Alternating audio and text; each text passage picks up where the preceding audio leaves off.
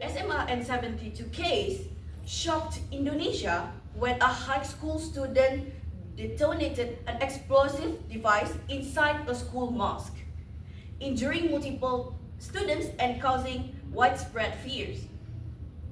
As youth who live within school environments, we need to understand how the justice system treats minors who commit serious crimes, because policies about juvenile offenders affect our social safety now and in the future. According to Karmini 2025 from AP News, Indonesian police confirmed that the student brought and detonated explosive inside the mosque of his school, resulting in multiple injuries and chaos. Today, I will explain why Indonesia must adopt a hybrid justice approach for the SMAN 22 case, combining accountability through strong sanctions, psychological rehabilitation to prevent reoffending, and a structured reintegration pathway for long-term public safety. Let's begin by understanding why accountability is still necessary for serious crimes committed by minors.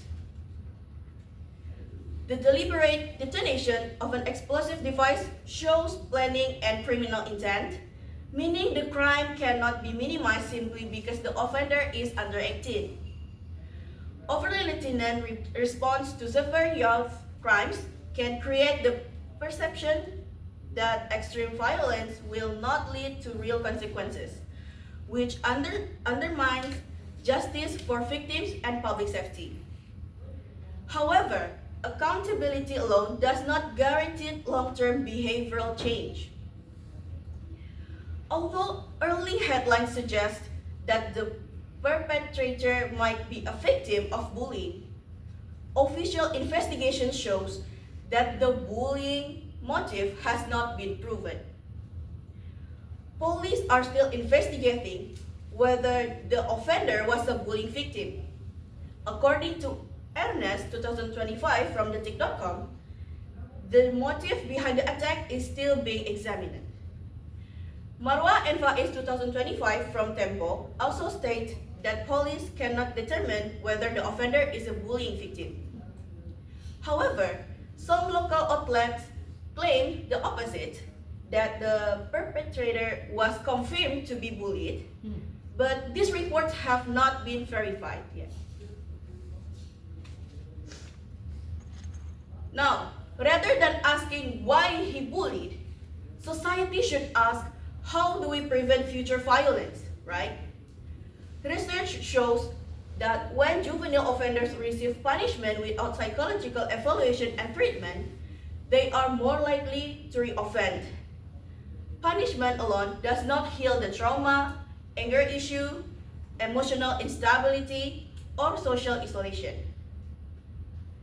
Since both accountability and rehabilitation are important, what does the hybrid model look like, and why is it better than the two extremes?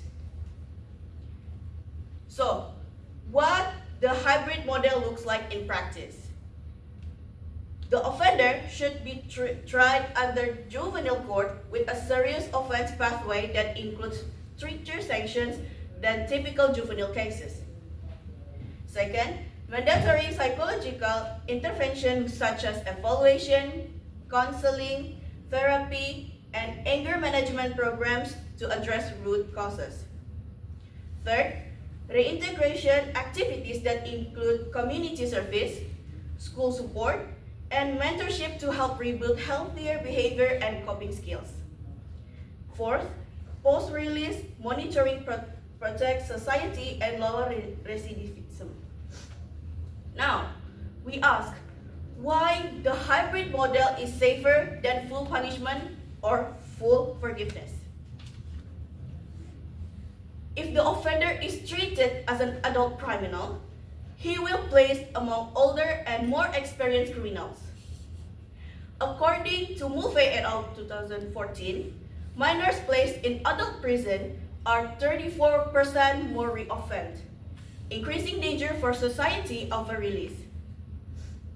If the offender receive full forgiveness simply because he is under 18. It sends a message that extreme violence may not have real consequences, which risk encouraging future acts. The hybrid approach avoids both dangers because it protects victims and society, while rebuild the offender so another attack does not happen again. Now that we have examined both sides, we can see that neither pure punishment nor full forgiveness is enough. Serious juvenile crimes requires accountability, psychological rehabilitation is essential to prevent reoffending, and a hybrid justice system protects society while enabling behavioral change. The SMAN 72 case should not divide us into punish him versus forgive him. Indonesia needs a balanced approach, one that upholds justice, protects schools, and still believes that young people have the capacity to change. Because if justice is truly meant to protect the future, then the future one does not belong only to the victims or only to the offender. The future itself belongs to all of us who must continue to live in this society. My name is Asa, and thank you so much.